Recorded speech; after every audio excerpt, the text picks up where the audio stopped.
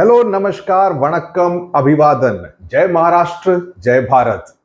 With this particular video, we are going to start the Maharashtra Class 12 HSC English course here on Study with Sudhir. और मैं उम्मीद करता हूं इससे आपको काफी मदद मिलेगी. आप में से कई सारे स्टूडेंट्स ने पिछले साल 11वीं कक्षा में हमारे कंटेंट को यूज किया होगा जो हमने YouTube पर डाला था, राइट? उसके बाद कई सारे स्टूडेंट्स की ये मांग थी कि सर नोट्स दे दीजिए, क्वेश्चन आंसर्स दे दीजिए ताकि हमको आंसर्स लिखने में मदद मिले. तो इस साल इसको एक कोर्स के रूप में पेश कर रहा हूं ताकि आपको मदद मिले.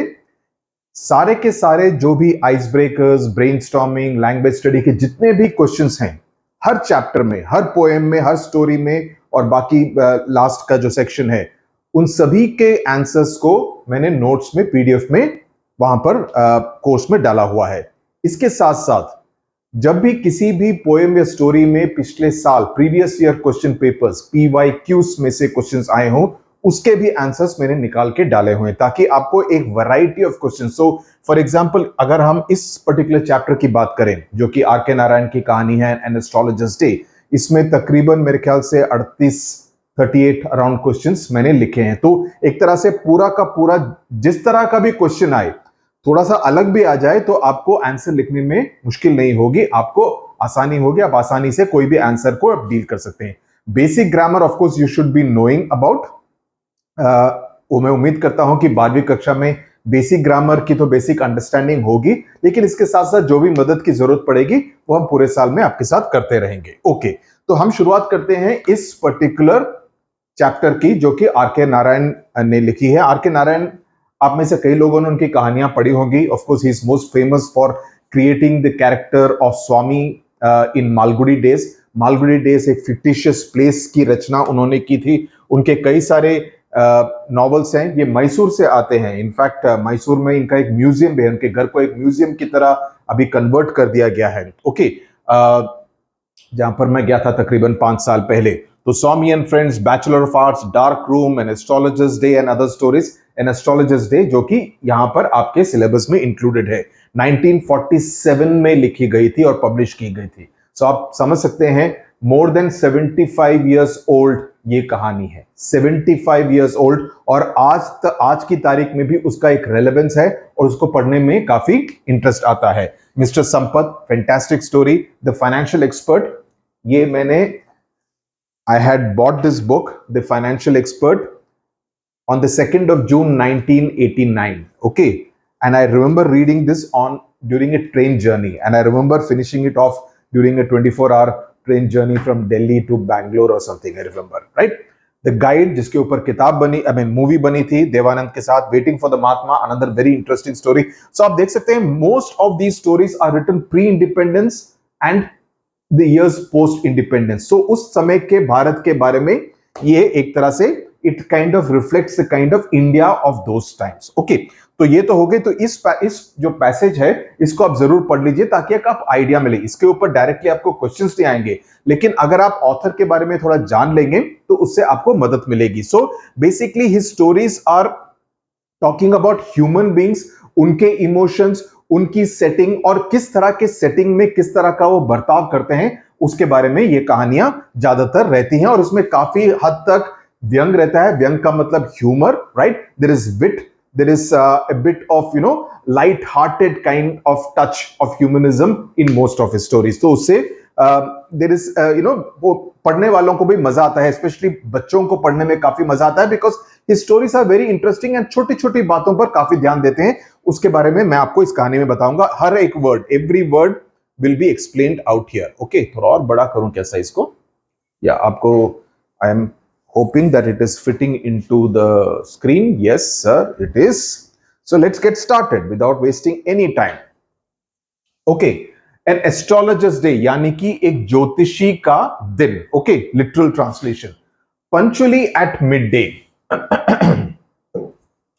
Punctually at midday, he opened his bag and spread out his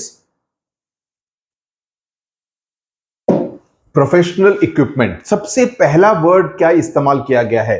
पंचुअली. इसका मतलब है, जहां तक समय का सवाल है, ये आदमी काफी पंचुअल है कि अगर 10 बजे उसको अपना दुकान खोलनी है या जो भी काम करता है, अगर उसकी शुरुआत करनी है तो वो 10 बजे शुरू कर देगा। सो this is the first thing, इसके बारे में पता चलता है। तो अगर इनकी क्वालिटीज के बारे में, इसके बारे में एक क्वेश्चन भी है आपके टेक्स्ट बुक में, तो इनकी जो क्वालिटीज के बारे में बात करें तो पंक्चुअलिटी इज समथिंग जो आपको लिखना पड़ेगा, बिकॉज सबसे पहला शब्द ही आपको यही बताया गया है। Punctually at mid day, mid day का मतलब तकरीबन दोपहर के अराउंड, सो 11:30, 11:15, 11 बजे, 11:45 or around 12 o'clock, that's when he actually opens his trade. So it could be around 12 o'clock plus minus half an hour, 45 minutes kind of a thing. Okay, he opened his bag and spread out his professional equipment. अभी इसका professional equipment क्या है?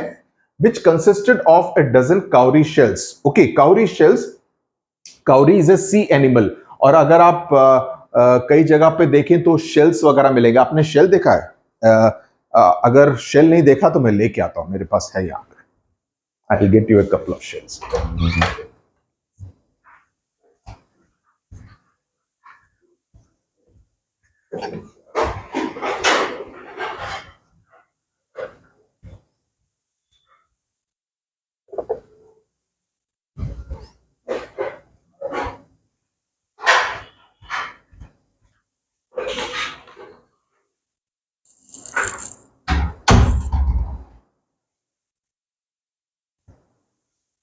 This is a kind of a shell. I don't know if you have seen these kind of shells anywhere. Okay, so this you would find on the beach, etc. You can kind of, if you're lucky to spot something. This is even something even more exotic. This is even more exotic kind of a shell. Again, this may not be typical cowrie shells, लेकिन इस तरह के shells काफी, अगर आप lucky हो तो मिल जाएगा। अगर इसको ऐसे रखें, इनफैक्ट मेरे पेरेंट्स के घर पे इससे भी बड़े साइज के हैं जो कि उनको श्रीलंका से मिले थे। ओके, विरासत में। ओके, तो this is something like the shells which you are talking about. तो इसको, इन सारी चीजों को ये ज्योतिषी अपने आसपास रखता था ताकि लोगों को इंटरेस्ट है, अरे ये क्या चीज है। सो लोगों की एक तरह से उत्सुकता को बढ़ाने के काम ये इस तरह की चीजें आती थी। Which consisted of a dozen cowrie shells, a square piece of cloth with obscure mystic charts on it. Square piece का एक क्लॉथ था, कपड़ा, उसके ऊपर ऑब्सक्योर का मतलब है डिफिकल्ट टू अंडरस्टैंड, जो कि थोड़ा सा वेग हो, थोड़ा सा एब्स्ट्रैक्ट हो, जो कि सीधी तरह से किसी को समझ में ना आए। ओके, और उसके ऊपर मिस्टिक चार्ट्स, कि जिस तरह से वो चार्ट्स बनाते हैं ना एस्ट्रोलॉजिकल, सितारों के बारे में, तारों के बारे में, जो कि आपको और मेरे को ज्यादा इजीली समझ में नहीं आएगा। इजीली क्या, समझ में ही नहीं आएगा। Okay, a notebook and a bundle of palmyra writing. Palmyra is again palm. Palm देखा है ना, जो पेड़ होता है, पाम ट्री, उसके जो पत्ते होते हैं उसके बारे में। So the mystic is something which is about the supernatural, जो कि तारों सितारों की बात होगी, ग्रहों की बात होगी, एस्ट्रोलॉजी की बात होगी, जो कि इजिली दूसरे लोगों को समझ में नहीं आएगी। His forehead was resplendent with sacred ash. Resplendent मतलब something which is very bright, और जैसे लोग होते हैं ना जो तमिल में हम विभूति बोलते हैं, I don't know what you call specifically in Marathi, but you put the sacred ash on your forehead, the white color sacred ash, so वो डालता था। और vermilion he would put it, the Lal colour का टीका, so that it would give, जो photograph आपकी किताब में है उससे आपको आइडिया हो जाएगा कि उसके forehead में किस तरह से उसने एक तरह से लाया, because it kind of gives you a sense of तेज, एक तेज की तरह लगता है, एक तरह से लगता है कि oh this person is very knowledgeable, so the physical getup is very important। और इस आदमी ने अपने फिजिकल गेटअप पर काफी ध्यान दिया है, फिजिकल गेटअप पर ध्यान दिया है, और किस तरह की चीजें उसके आसपास रखेगा ताकि लोगों को उसमें रुचि आए, लोग अपना भाग्य जानने के लिए उसके पास आए। So the overall marketing of the person, जिस तरह से मैंने इसके बारे में एक प्रश्न भी लिखा है कि एक जो मार्केटिंग है कि किस तरह का सेटअप होना चाहिए, ये काफी जरूरी है एक एस्ट्रोलॉजर के लिए, और इस ज्योतिषी ने उस बात पर काफी ध्यान दिया है। Okay, his eyes sparkled with a sharp abnormal gleam, और उसकी आंखों में एक चमक थी। सी, ये जो पूरा पैराग्राफ है, अगर आपसे प्रश्न पूछा जाए, पैसेज आए और इसके बारे में आए, तो इसलिए ये सारी छोटी छोटी बातें आपको जानना जरूरी है। ओके, पॉइंट फॉर्म में आप लिख लीजिए, इजी रहेगा याद रखने में। His eyes sparkled is important with a sharp abnormal gleam which was really an outcome of a continual searching look for customers। लोगों को लगता था कि इससे इसको ये ज्यादा बुद्धिशाली है, लेकिन असल में रीजन ये था कि वो हमेशा अपने कस्टमर्स की ताक में रहता था, वो ताक में रहता था, तो इसके आंखों में एक चमक थी। So this like subtle kind of typical R के Narayan humour. Okay, continual searching look for customers, but which his simple clients took to be a prophetic light. Prophetic मतलब जो कि भविष्यवाणी कर सकता हो. Prophecy से वर्ड आया है prophetic, यानी कि जो प्रिडिक्शन कर सकता हो. And felt comforted. The power of his eyes was considerably enhanced by their position placed as they were between the painted forehead and the dark whiskers which streamed down his cheeks.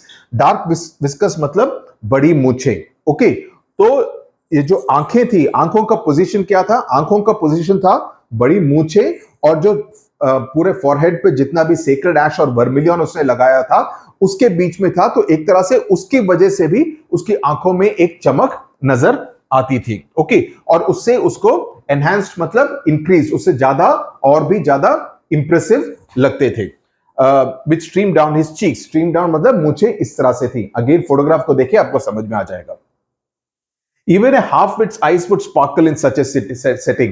Half-wit मतलब कोई थोड़ा बुद्धू किस्म का आदमी होगा, अगर उसकी उसकी आंखें भी इस तरह के सेटिंग में चमकेगी अगर उसकी इतनी बड़ी मूछें होती, और अगर उसने अपने माथे पर इस तरह का सेक्रेड ऐश और वर्मिलियन लगाया होता. बिकॉज कहने का मतलब यह है कि उसकी मूछों के ताव से और फॉरहेड पे जो सेक्रेड ऐश लगाया है उसकी वजह से उसका फेस पे एक तरह से चमक आ गई थी, और उसकी चमक से उसकी आंखों में भी चमक नजर आ रही थी. तो नारायण का कहना है कि अगर कोई बुद्धू भी होता इस तरह के सेटिंग से उसके भी आंखों में चमक आ सकती थी. तो इसकी क्या बात है फिर. Okay, to crown the effect he would bound a saffron coloured turban around his head. इसके ऊपर एक पगड़ी बांधता था जिसका कि कलर गेहुआ रंग का था, सैफरन कलर का.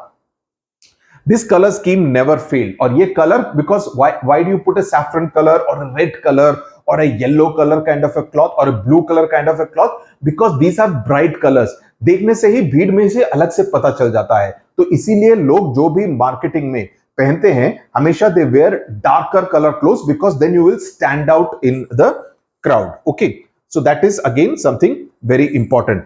People were attracted to him as bees are attracted to cosmos or dahlia stalks. So जिस तरह से जो शहद के लिए जो मक्खियां, okay, they get attracted. Similarly, people were attracted to him because of all these reasons. Okay, so why were the people attracted to him? Reasons लिखने हो तो ये सारे points आपको लिखने पड़ेंगे. Okay, he sat under the boughs. Boughs मतलब branches, okay, of a spreading tamarind tree. Tamarind मतलब इमली का पेड़. Which flanked a path running through the town hall park. तो उसका लोकेशन कौन सा था? टाउन हॉल पार्क के पास. ओके, उसके एक इमली के पेड़ के ब्रांचेस के नीचे वो बैठता था. Okay, it was a remarkable place in many ways. और काफी अच्छी जगह थी क्योंकि a surging crowd was always moving up and down this narrow road from morning till night. Because वहां पर भीड़ हमेशा जमा रहती थी और उसकी वजह से उसको काफी सारे कस्टमर्स भी हमेशा मिलते रहते थे. A variety of trades and occupation was represented all along its way. Medicine sellers, sellers of stolen hardware and junk, magicians, and above all, an auctioneer of cheap cloth who created enough din all day to attract the whole town. अगर आपसे प्रश्न पूछा जाए कि और कौन-कौन से लोग आते थे, ये भी मैंने आंसर लिखा है. मेडिसिन सेलर्स, जो लोग चुराए हुए आइटम्स को बेचते थे, जादूगर, और एक चीप क्लॉथ का एक दुकानदार. ओके, वो काफी शोर मचाता था. Next to him in vociferousness. Vociferousness मतलब कि ये बंदा काफी शोर मचाता था. तो अगर आपसे 1 मार्क का प्रश्न पूछा जाए कि इस पूरे एरिया में सबसे ज्यादा शोर कौन मचाता था, वो मचाता था an auctioneer of cheap cloth. और इसके अलावा और भी जो शोर मचाता था वो होता था a vendor of fried groundnut. तो ये दोनों लोग सबसे ज्यादा शोर मचाते थे. तो please remember these two aspects clearly. आपसे हो सकता है यहां तक का पैसेज आए तो ये वाला प्रश्न आपसे पूछा जा सकता है, ये जानने के लिए कि आपने कितनी अच्छी तरह से स्टोरी पढ़ी है. Who gave his wear a fancy name each day, calling it Bombay ice cream one day, on the other Delhi almond, and on the third Raja's delicacy, and so on and so forth, and people flocked to him. तो वो हर दिन नए नए नाम देता था. इसका क्या कारण है? मार्केटिंग. कि हर दिन नया नाम दो तो लोगों को लगेगा अरे बाबा कोई अच्छी चीज आई है, कल तो मैंने दिल्ली आमंड खाया था, लेट मी ईट राजास डेलिकेसी नाउ. उसको नहीं पता था कि ये नाम ही अलग है, बेसिक मटेरियल वही है. तो ये तरह से सेल्स एंड मार्केटिंग के गिमिक्स होते हैं. Okay, A considerable portion of this crowd dallied before the astrologers too. Dallied मतलब बिकॉज उसका दुकान बिल्कुल इससे अलग था, इससे बिल्कुल पास में था, तो उसकी वजह से जो उसके पास जितनी भी भीड़ आती थी वो इसके पास भी आती थी। और एस्ट्रोलॉजर चूंकि ब्राइट टर्बन, सैफरन कलर, ये सारे आइटम्स पड़े रहते थे उसके पास, और उसकी आंखों में तेज था, मूंछें बड़ी थी, सीक्रेट ऐश एक्सेट्रा, तो लुक से काफी इंटरेस्टिंग लगता था। और वो बताता कि मैं बता सकता हूं कि 2 साल बाद तुम्हारी जिंदगी में क्या होगा, तो आपको रुचि आएगी या नहीं। एक क्यूरियोसिटी रहती है ना कि मैं पता करता हूं कि मेरे मार्क्स कैसे आएंगे, अगले साल मेरे मार्क्स कैसे आएंगे, मेरे को कौन से कॉलेज में एडमिशन मिलेगा, वो अच्छे वाले कॉलेज में एडमिशन मिलेगा या नहीं। इसलिए वो जानकारी जानने के लिए जो उत्सुकता रहती है उसके ऊपर he would play on. The astrologer transacted his business by the light of a flare which crackled and smoked up above the groundnut heap nearby. तो एक फ्लेयर मतलब कम लाइट होती थी, उस लाइट में अपना पूरा कामकाज करता था, बिकॉज जब दिन ढल जाता था after sunset he would need this kind of lights. Half the enchantment of the place was due to the fact that it did not have the benefit of municipal lighting. यहां पर municipality ने कोई lighting नहीं लगाई थी, तो जितनी भी लाइटिंग थी, जो छोटी छोटी दुकानें थी उनके पास जो लाइटिंग थी उसकी वजह से ही पूरा काम चलता था। और that's how he also used to manage. Okay, one or two, the place was lit up by the shop lights. 1 or 2 had hissing gas lights, जो कि वो आवाज करते हैं, जो जिस तरह की हिस करके आवाज काफी आती है। Some had naked flares stuck on poles, जो पोल्स के ऊपर थोड़े से ट्यूबलाइट की तरह लगा देते थे। Some were lit up by old cycle lamps, और 1 or 2 like the astrologer managed without lights of their own. तो एस्ट्रोलॉजर के पास अपनी वाली कोई लाइट नहीं थी, दूसरों की जो लाइट आती थी उसके ऊपर ही वो अपना काम काज चलाता था। ये लाइट और डार्क के सिंबोलिज्म के बारे में एक इंटरेस्टिंग क्वेश्चन मैंने आपके नोट्स में लिखा है, उसको ध्यान से देख लीजिए, because it's an interesting kind of, ये कभी भी पूछा नहीं गया है, आपके टेक्स्ट बुक में नहीं है, लेकिन मुझे लगा कि लाइट और डार्क का जो सिंबोलिज्म है और उसके तरफ से एस्ट्रोलॉजर के ऊपर जो रोशनी डाली गई है, that is quite interesting, which you may want to read about. Okay, this suited the astrologer very well for the simple reason that he had not in the least intended to be an astrologer when he began life. Now this line is interesting. अभी तक आपको लग रहा होगा कि हम एक ज्योतिषी की बात कर रहे हैं, है ना? अभी तक आपको लग रहा होगा कि हम ज्योतिषी की बात कर रहे हैं, लेकिन इस लाइन से अभी पता चलता है कि बंदे को ज्योतिषी के बारे में ABCD भी नहीं मालूम है, उसको कुछ नहीं मालूम है। Okay, he knew least intended to be an astrologer when he began life. He knew no more of what was going to happen to others than he knew what was going to happen to himself the next minute. उसको उसके साथ क्या होगा अगले minute, उसके बारे में भी कोई जानकारी नहीं थी। I mean, दूसरों के बारे में जानकारी होना तो बहुत दूर की बात है। तो इससे पता चलता है कि he is a fake astrologer. He is a fake astrologer. He does not know anything about astrology. वो एस्ट्रोलॉजर होने का ढोंग कर रहा है, और ये ढोंग क्यों कर रहा है इसके बारे में हमको कहानी के अंत में पता चलेगा। Correct? So this is an important 2 lines, इसको आप प्लीज नोट कर लीजिए। ओके, अपने बुक में स्टार के रूप में आप इसको साइड में पेंसिल से मार्क कर लीजिए। He was as much a stranger to the stars as were his innocent customers. ये लाइन भी इंपॉर्टेंट है। स्ट्रेंजर टू द स्टार्स मतलब सितारों के बारे में उसको भी कोई जानकारी नहीं थी। जहां तक सितारों का सवाल है, वो उनके लिए भी एक तरह से स्ट्रेंजर ही था, उसको कोई जान पहचान नहीं थी, कस्टमर्स को भी जान पहचान नहीं थी। तो ऐसा लगता था कि उसको जो उसने बनाया हुआ है, उसको लोगों को लगता होगा इसको बड़ी जानकारी है, लेकिन एक्चुअल में इसको भी कोई भी जानकारी नहीं थी। ये भी एक तरह से फेक, एक कपटी ज्योतिषी था। Yet he said things which pleased and astonished everyone. This is important. This is important. Why? वो ऐसी बातें करता था जिससे कि आपको और मेरे को खुशी मिले, जिसको सुनकर मुझे अच्छा लगे तो मैं सोचूंगा अरे वाह, ज्योतिषी अच्छा है, अच्छी बातें करता है, सही बातें करता है, थोड़ा सा सरप्राइज भी होगा, अरे ऐसा होगा क्या। That was more a matter of study. और ये कैसे डिसाइड करता था कि किसको क्या कहना है? Practice and shrewd guesswork. Shrewd मतलब कि गुड एट जजिंग, चतुर। एक चतुर नार करके सिंगार। All the same, it was as much an honest man's labor as any other, and it deserved the wages he carried home at the end of the day. तो नारायण का कहने का मतलब यह है कि हाँ, आदमी को कुछ नहीं मालूम था ज्योतिष विद्या के बारे में, गेस वर्क करता था, लोगों से एक तरह से गेस वर्क की वजह से और थोड़ी चतुराई से उनके बारे में भविष्यवाणी करता था। लेकिन जो भी हो, मेहनत करता था पूरे दिन वहां बैठकर लोगों को बुलाता था, लोगों की भविष्यवाणी जैसे भी हो बताता था, तो मेहनत करता था, तो इससे उसको जितनी भी कमाई होती थी, he deserved it. That is what is the author's opinion at the end of the paragraph. He had left his village without any previous thought or plan. अभी कई साल पहले अपना गांव उसने छोड़ दिया था। क्यों छोड़ा था ये हमको बाद में पता चलेगा। If he had continued, अगर वो वहीं पर कंटिन्यू करता, he would have carried on the work of his forefathers. उसके बाप दादा जो भी करते थे वही काम उसको भी कंटिन्यू करना पड़ता। और वो काम क्या था? He would have carried namely tilling the land, खेती बाड़ी, living, marrying, शादी करता, वहीं पर रहता, and ripening in the cornfield and ancestral home, वहां पे जो मकई का जो खेत था उसी पे काम करता और वहीं पर आराम से रहता। Okay, but that was not to be, लेकिन ये हो नहीं सकता था। क्यों नहीं हो सकता था ये हमको लास्ट में पता चलेगा। He had to leave home without telling anyone and he could not rest till he left it behind a couple of 100 miles. यानी कि अभी वो अपने गांव से तकरीबन 200 माइल से ज्यादा की दूरी पर था, इस शहर में, टाउन में। Okay, To a villager, it's a great deal, as if an ocean flowed between. अभी किसी भी गांव वाले के लिए 200 मील की दूरी तक जाना काफी बड़ी बात है। It's as much as though एक बीच में एक समुंदर बह रहा हो, उतनी दूरी। मेंटली दे थिंक, अरे 200 मील दूर चला गया, इसका मतलब बहुत ही ज्यादा दूर चला गया। तो when you talk about as if an ocean flowed in between, इसका मतलब ये नहीं है कि एक्चुअल में समुंदर फ्लो कर रहा है।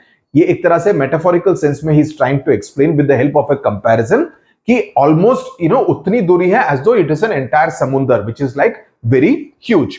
ही had a working analysis of mankind's trouble. Working analysis का मतलब कि लोगों को किस तरह की दिक्कतें होती हैं, किस तरह के प्रश्न और किस तरह की मुसीबतों के साथ वो ज्योतिषी के पास आते हैं, उसका एक तरह से अंदाजा था। ही had a basic idea. Okay, शादी के बारे में लोग प्रश्न पूछ सकते थे, कि मेरी शादी नहीं हो रही है, या अगर शादी हो गई तो मेरे शादी में मुश्किलें आ रही हैं, झगड़ा होता रहता है मेरी पत्नी के साथ या पति के साथ, पैसे की दिक्कत कि मेरे पैसे की कमाई नहीं होती, मेरी नौकरी नहीं लग रही है, या नौकरी लग रही है तो मेरी नौकरी छूट गई है, अगर नौकरी है तो नौकरी में पैसे ज्यादा नहीं मिलते, तनख्वाह ठीक से नहीं मिलती है, और the tangles of human ties, मेरे भाई के साथ मेरा प्रॉपर्टी डिस्प्यूट चल रहा है, मेरे माँ बाप के साथ मेरी नहीं बनती। इस तरह के जितने भी जो नॉर्मल एवरीडे लाइफ में लोगों के प्रश्न होते हैं उसके बारे में उसको एक तरह से अभी अंडरस्टैंडिंग हो गई थी। एज वो क्या शब्द यूज किया गया था? श्रूड, चतुर था, तो समझ जाता था। Okay, long practice had sharpened his perception, और कई सालों से ये प्रैक्टिस करा था, यानी कि कई साल पहले वो अपना गांव छोड़ चुका था। हालांकि वो एस्ट्रोलॉजर नहीं था, लेकिन उसने with practice he had developed more, instead of an astrologer he was a good student, he understood human behaviour, और वो ह्यूमन बिहेवियर को अंडरस्टैंड करके, ह्यूमन बिहेवियर इस वर्ड को आप लिख लीजिए, इसका इस्तेमाल आप अपने आंसर्स में कर सकते हैं। तो वो ह्यूमन बिहेवियर को अंडरस्टैंड करके अपने प्रेडिक्शंस को करता था।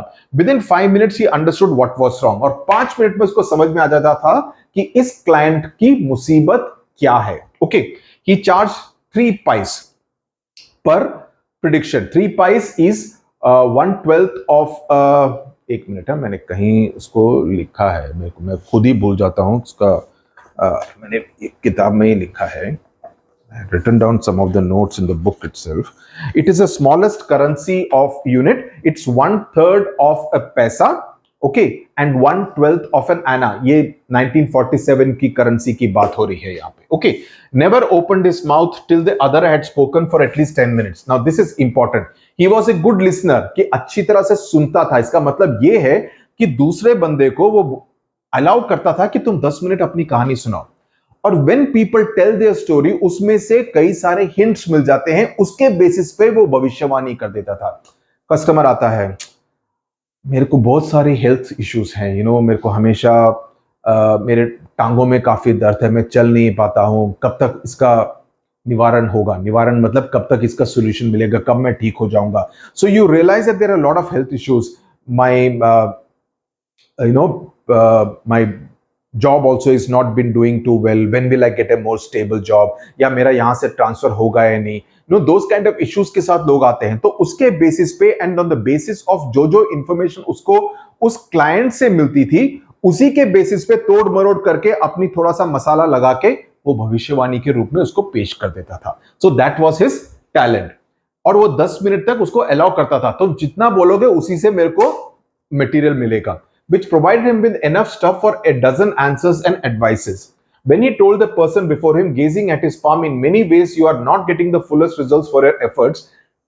किसी आदमी को, किसी को भी बोलता था कि तुमको जितनी तुम मेहनत करते हो उसका फल तुमको ठीक से नहीं मिल रहा है. अभी तुम किसको भी ये बोलो, ये लाइन बोलो, उस आदमी को, उस बच्चे को, आपको भी बोलो, अगर मैं आपको बोलूं जितनी तुम मेहनत करते हो उसका तुमको रिजल्ट नहीं मिलता, आपको लगेगा हाँ बात तो सही है, मैं कितनी मेहनत करता हूं, हालांकि घंटा मेहनत करते होगे, लेकिन लगता है मैं कितनी मेहनत करता हूं लेकिन मुझे उसका रिजल्ट ठीक से नहीं मिलता है. Right. So these are very generic kind of lines जिससे कि हर आदमी को सुनने में अच्छा लगेगा. Okay. In many ways, you are not getting the fullest results for your efforts. 9 out of 10 were disposed to agree with him, means they would agree with him. Okay. Or he questioned, is there any woman in your family, maybe even a distant relative, who is not well disposed towards you? ये कोई औरत है क्या तुम्हारे परिवार में या तुम्हारे एक्सटेंडेड फैमिली में जिसकी तुम्हारे साथ नहीं बनती या जिसको जो तुमको पसंद नहीं करती है? सोचते रहोगे हाँ मेरी एक बुआ है वो मुझे पसंद नहीं करती, उसने मेरे साथ झगड़ा किया था किसी और के, महेश की शादी में. राइट. तो you will always be able to find something like that. Right. Something like that. और वो कहेगा उसकी वजह से तुमको नेगेटिव रेडिएशंस मिल रहे हैं. कहानी खत्म. अब ये सोचेगा किसी और को विलन बना दिया, किसी और को विलन बना दिया, इसका काम हो गया भविष्यवाणी का. Or he gave an analysis of character. Most of your troubles are due to your nature. How can you be otherwise with Satan where he is? So, Shani ऐसा है. Okay. How can you be different? Right? कि तुम्हारा जो behaviour है उसके वजह से तुमको इस तरह की दिक्कतें आ रही. तुमको गुस्सा बहुत आता है. आज सोचोगे हाँ मेरे को गुस्सा बहुत आता है. तुम अपने गुस्से पे काबू पा लोगे तो तुम्हारा भविष्य बिल्कुल सफल हो जाएगा. सोचेगा हाँ ये देखो कितना सही भविष्यवाणी किया है. So that's how he would play on understanding the human character. You have an impetuous nature and a rough exterior. Impetuous means impulsive, जल्दबाजी से react करना. Okay. And a rough exterior, बाहर से तुम काफी rough लगते हो. This endeared him. Endeared means, people liked what he said. जो जिस तरह की बातें करता था उससे लोगों को अच्छा लगता था. To their hearts immediately, for even the mildest of us loves to think that he has a forbidding exterior. Naran का कहना है कि हम सबको लगता है कि हम बाहर से देखने में थोड़े रफ एंड टफ हैं, and that is something which most men at least like to believe. The nuts vendor blew out. Now यहां तक उसने उसके बारे में पूरा कैरेक्टर बता दिया कि किस तरह का उसका बेसिक बैकग्राउंड है. उसके बारे में ऑथर ने आपको पूरी कहानी बता दी है. अब कहानी आती है उस दिन की, और या रादर बोले तो उस शाम की. ओके. अब यहां से उस दिन की, उस शाम की कहानी शुरू होती है. जो उसके साथ में जो वो ग्राउंडनट बेचता था उसने अपनी लाइट ऑफ की. ओके. फूंक मार के बंद कर दी. And rose to go home. वो घर जाने के लिए तैयार था. This was a signal to the astrologer. अब एस्ट्रोलॉजर के पास और कोई चारा था. क्यों? बिकॉज उसके पास लाइट नहीं थी. राइट. तो to bundle up to, because since it left him in darkness except for a little shaft of green light which stayed in from somewhere and touch the ground before him. दूर से किसी दुकान से थोड़ी सी green light आती थी लेकिन उससे काम नहीं चलता था. तो जब वो ग्राउंडनट का बंदा अपनी दुकान को बंद करता था, अपने ठेले को बंद करता था, that was a signal to the astrologer कि तुमको भी अभी रवाना होना है. He picked up his cowrie shells and paraphernalia. Paraphernalia is all the small articles. जो मैंने दिखाया ना, इस तरह के काफी सारे आर्टिकल्स वहां पे पड़े होंगे, उन सबको निकाल के he would started putting into his bag when the green shaft of light was also blotted out. Okay, वो green light भी बंद हो गई. He looked up and saw a man standing before him. Blotted out का मतलब ये हुआ, बंद नहीं हुई, सॉरी, वो एक आदमी खड़ा था और वो ग्रीन लाइट को ब्लॉक करके खड़ा था, तो एक तरह से अंधेरा हो गया था. ओके. Blotted out मतलब blocked out. He looked up and saw a man standing before him. He sensed a possible client and said, "You look so careworn. It will do you so good for a while and chat with me." वो तुम काफी परेशान लग रहे हो, तो बैठो. I'll kind of tell you something. The other grumbled some reply vaguely. The astrologer pressed his invitation, whereupon the other pressed upon him. फिर से उसने अपना invitation को दोहराया. Whereupon the other thrust his palm under his nose. You call yourself an astrologer? तुम अपने आप को ज्योतिषी बोलते हो? The astrologer felt challenged and said, tilting the other palm, the others palm, tilt मतलब इस तरह से मूव करना, towards a green shaft of light, yours is a nature, oh stop that, वो अपनी तरकीब फिर से आजमाने लगा, you know, he started using the same tricks which he used with everyone. Okay, the other fellow was in a very angry mood. Tell me something worthwhile, तो मुझे कुछ ढंग की बात बताओ, कुछ पते की बात बताओ. Our friend felt piqued, piqued मतलब एनॉयड, थोड़ा सा उसको गुस्सा आया, बिकॉज जब इस तरह की जो टैक्टिक्स यूज करता था उससे उसको हमेशा से सफलता मिलती थी, लेकिन ये बंदा सुनने को तैयार नहीं था. दूसरी एक और बात जो आर के नारायण ने यहां पर इस्तेमाल की है, आर के नारायण ने इस बात में यहां पर इस्तेमाल की है, to call him our friend, our friend, our friend, because जहां तक हमारा सवाल है, एस्ट्रोलॉजर अपना हीरो है. ओके, हम हीरो की साइड पे हैं, तो आर के Narayan is telling that, you know, the astrologer, we have to be on the side of the astrologer, he is our friend. Okay, so that's an interesting kind of a line used by the author. He felt piqued, यानी कि उसको गुस्सा आया. गुस्सा आया mean उसको अच्छा नहीं लगा. I charge only 3 pies per question, मैं हर क्वेश्चन के 3 पाई लेता हूं, and what you get ought to be good enough for your money, और उससे जिस तरह का प्रश्न पूछो उसके लिए जो उत्तर होगा वो 3 पाई के बिल्कुल ठीक होगा. At this, the other withdrew his arm, took out an anna and flung it out to him, saying, I have some questions to ask. If you prove you are bluffing, you must return that anna to me with interest. अगर मैं तुमको ये आना देता हूं, okay, उस time की currency, अगर मुझे लगा कि तुम ब्लफ कर रहे हो, सिर्फ फेंक रहे हो, ओके, फेकू मास्टर हो, then you should return this anna to me with interest. इससे ऊपर इंटरेस्ट भी देना पड़ेगा, ओके, ब्याज भी देना पड़ेगा.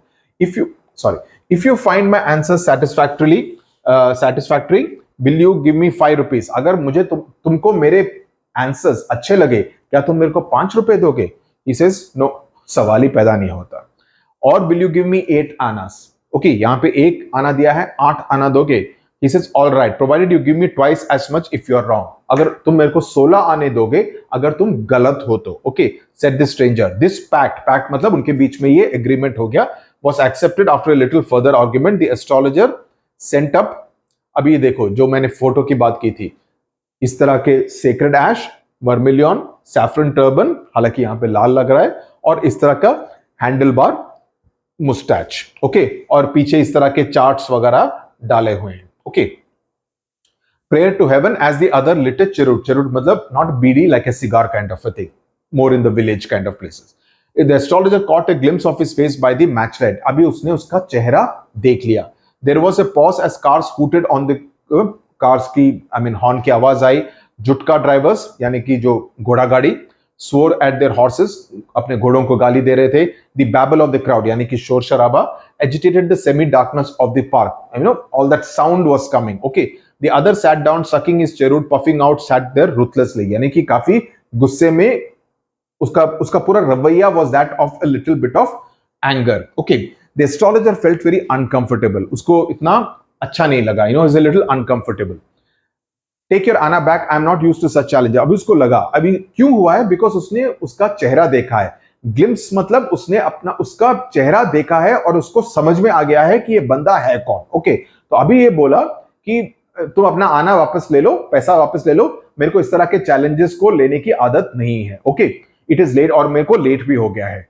He made preparation. The other held his wrist. उसने उसकी कलाई पकड़ी और उसको बोला, अब तुम यहां से निकल के नहीं जा सकते बाबू, तुम मेरे को बुलाए थे.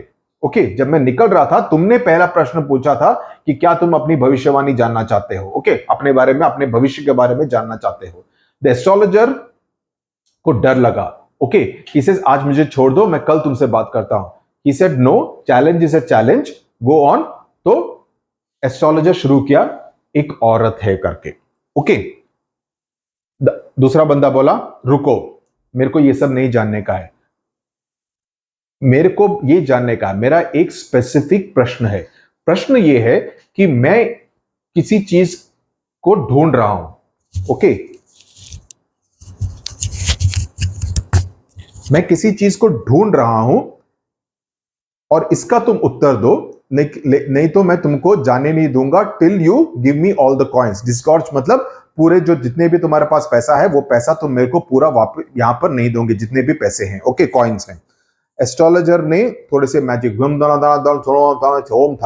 करके जिस तरह से एस्ट्रोलॉजर्स वगैरह करते हैं उसने कहा कि all right I will speak but will you give me a rupee if I what I am saying is correct. So एक तरह से बार्गेनिंग काफी चल रही है।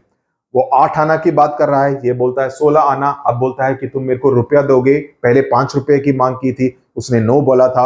तो एक तरह से बार्गेनिंग काफी चल रही है। इसको क्या बोलते हैं? हैगलिंग बोलते हैं।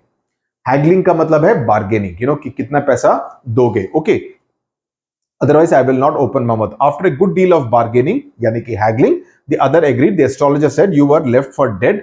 Am I right?" Okay, तो काफी करके दूसरा एग्री किया कि तुम 1 रुपया दोगे। तो 1 रुपए की फाइनल कंडीशन हुआ कि तुम 1 रुपया दोगे अगर जो मैं बोलूं वो तुमको लगता है कि ठीक है या नहीं। सो ही सेज, अभी चूंकि उसने उसको रिकॉग्नाइज कर लिया है, because he had caught a glimpse of him. समझ में आया? उसने उसको पहचान लिया है। किसने? एस्ट्रोलॉजर ने उस बंदे को पहचान लिया है। तो ही सेज, तुमको किसी ने मारा और छोड़ दिया समझ के कि तुम मर गए हो। क्या मैं सही बोल रहा हूं? टेल मी मोर। इसका मतलब तीर निशाने पर लगा है, ये सही बात बोली। A knife has passed through you once. तुम्हारे अंदर किसी ने चाकू घोपा था, right? somebody stabbed you. Good fellow, he bared his chest to show the scar. यहां पर लगा था मेरे को। सो 2 बातें सही बोली एस्ट्रोलॉजर ने। एस्ट्रोलॉजर को कैसे पता चला, ये हम जानेंगे। And then you were pushed into a well nearby in the field, you were left for dead. और उसके बाद तुमको एक कुएं में धकेल दिया गया और तुमको ये समझ के वहां पर डाल दिया गया कि तुम मर गए हो। तीसरा प्रेडिक्शन। सो 1 2 3 ये याद रखना, आप एक नोटबुक में लिख लेना। I should have been dead if some passerby had not chanced to peep into the well. मैं वहां पे छोड़ दिया होता और मैं मर गया होता अगर किसी जो पास में कोई जा रहा था उसने कुएं के अंदर देखा और उसने मेरे को पाया। Okay, the other one, overwhelmed by enthusiasm. Overwhelmed means he was very, emotion ज्यादा हो गए थे, बिकॉज उसको वो पुरानी बात याद आ गई थी कई साल पहले, जब उसको इस तरह से कुएं में ढकेल कर किसी ने चाकू मार के डाल दिया था मरने के लिए। तो एक तरह से ही became very emotional. When shall I get at him? मेरे को वो आदमी कब मिलेगा जिसने मेरे को स्टैब किया था? In the next world, अगले जन्म में। Answered the astrologer, he died 4 months ago. उसकी मृत्यु हो गई 4 महीने पहले कई दूर किसी शहर में। You will never get to see any more of him. तुमको कभी नहीं मिलेगा। The other ground. अरे यार, क्यों? क्यों का उत्तर मैं भी देता हूं। Then astrologer said, गुरु नायक, उसने उस बंदे का नाम लिया। You know my name? तुमको मेरा नाम तक मालूम है? अभी वो बड़ा इंप्रेस हो गया। इसने बिल्कुल करेक्ट प्रेडिक्शन बताई। प्रेडिक्शन मतलब जो मेरे साथ पहले हुआ उसने मेरे को बिल्कुल सही बात बताई। अब मेरे को अपना नाम भी बता रहा है। He is telling me that I will not meet that person. That person has died 4 months ago. तो काफी सारी बातें बता रहा है। हालांकि उसको ये नहीं मालूम कि ये बात सही है या नहीं, राइट? लेकिन जो पिछली बातें थी सही है, तो उसके बेसिस पे he is assuming that this is also correct. You understand the psychology? पहली बातें कि उसको किसी ने मारा था, चाकू से मारा था, कुएं में धकेला था, ये तीनों बातें सही थी। तो चूंकि तीनों बातें सही थी, द मैन इज एज्यूमिंग, जिसका नाम गुरु नायक है, 4th thing about the name also correct. तो चूंकि ये 4 बातें ठीक थी, तो ऑटोमेटिकली ही विल एज्यूम कि ये जो बात बता रहा है कि जिस आदमी ने उसको चाकू मारा था वो 4 महीने पहले उसकी मृत्यु हो गई है, ये बात भी सही है। ऑब्वियसली एजम्पशन वही होगा। ठीक है, ये होती है human psychology. Okay, as I know all other things, Guru Nayak, listen carefully to what I have to say. Your village is 2 days journey due north of this town. यहां से तुमको अपने गांव में जाने के लिए 2 दिन लगेंगे और तुम्हारा जो शहर है, तुम्हारा जो गांव है, यहां से उत्तर दिशा में है, नॉर्थ साइड। ओके, यहां से अगली ट्रेन पकड़ो, ओके, और वहां अपने गांव चले जाओ। मेरे को तुम्हारी जान को काफी खतरा लगता है अगर तुम अपने घर से बाहर जाते हो। Okay, and then he took some sacred ash and held it to him and he said, rub it on your forehead and go home and never travel दक्षिण दिशा में कभी भी फिर से यात्रा मत करो। गांव नॉर्थ में है, ये शहर साउथ में है। So he is basically saying that अपने गांव से इस शहर में फिर वापस कभी नहीं आओ। ओके, और अगर नहीं आते हो फिर तुम 100 साल तक जियोगे। Okay, so this is the prediction he is making about, or rather the warning that he is giving to Guru Nayak. Why should I leave home again? He says, I was only going away now and then to look for him and to choke out his life if I met him. मैं उससे बदला लेके उसको मारना चाहता था. अभी वो मर गया है तो अभी मैं गांव छोड़ के क्यों जाऊंगा, right? He has escaped my hands. I hope at least he died as he deserved. मैं उम्मीद करता हूं कि वो जिस तरह से उसकी मौत होनी चाहिए थी उसी तरह से उसकी मौत हुई. Yes, he was crushed under a lorry. कि वो ट्रक के नीचे आके मर गया, कुचल के मर गया. The other looked gratified to hear it. Gratified का मतलब satisfied. उसको काफी संतुष्टि हुई कि हाँ, ट्रक के नीचे कुचल के मर गया, काफी खराब मौत हुई है, अच्छा हुआ उसके साथ. So what are the two things which he has said wrong about this person? That person has died 4 months ago and that he was crushed under a lorry. The place was deserted by the time the astrologer picked up his articles and put them into his bag. The green shaft was also gone. पूरी वहां पर अंधेरा था. The stranger had gone off into the light, giving the astrologer a handful of coins. वो जिसने 1 रुपए की बात की थी उसके हिसाब से उसने काफी सारे कॉइन्स लेके चला गया था. It was nearly midnight when the astrologer reached home. His wife was waiting for him at the door and demanded an explanation. कि बाबू इतनी देर क्यों हो गई? तो उसने सारे कॉइन्स दिए and he says गिनो इन कॉइन्स को. एक आदमी ने दिए 12.5 annas, यानी कि कॉइन्स 1 रुपए से थोड़ा सा कम. So she was very overjoyed. She said, मैं थोड़ा गुड़ ले लूंगी और थोड़ा नारियल भी लूंगी. And the child has been asking for sweets for so many days. I will prepare some nice stuff for her. यानी कि उनकी एक बेटी थी. स्वाइन मतलब गाली दे रहा है. उस पिग ने उसने मेरे को चीट किया. He promised me a rupee. She looked up at him. You looked worried. What is wrong? So क्यों तुम थोड़े चिंतित लग रहे हो? हुआ क्या है? So he says nothing. After dinner, sitting on the charpoy, okay, he said, do you know a great load is gone from me today? I thought I had the blood of a man. मुझे लगता था कि मैंने एक आदमी का खून किया है, लेकिन आज मेरे सर से वो बोझ उठ गया. क्यों? Because that was the reason. Because उसी वजह से मैं अपने गांव से भाग के आया था, तुमसे शादी की थी और इस शहर में मैं बस गया. वो आदमी जिंदा है. यानी कि गुरु नायक was the person who this astrologer thought he had killed many years ago and pushed into a well. लेकिन आज पता चला कि बंदा तो जिंदा है. मैं अननेसेसरली मैं इतने सालों से डर के और उस गिल्ट में यहां पर शहर में रह रहा हूं. She gasped, you tried to kill him? He said, yes, in our village when I was a silly youngster. जब वो छोटा था, I drank, gambled and quarreled badly one day. Why think of it now? Time to sleep, yawning and stretch himself on the pure. तो उसको लगा अब इसके बारे में क्या बात करना. जब छोटे में थे थोड़ी पी रखी थी, थोड़ा गैम्बलिंग वगैरह किया था, उस चक्कर में झगड़ा हो गया और उसको मार दिया, राइट. और मुझे लगता था कि वो मर गया.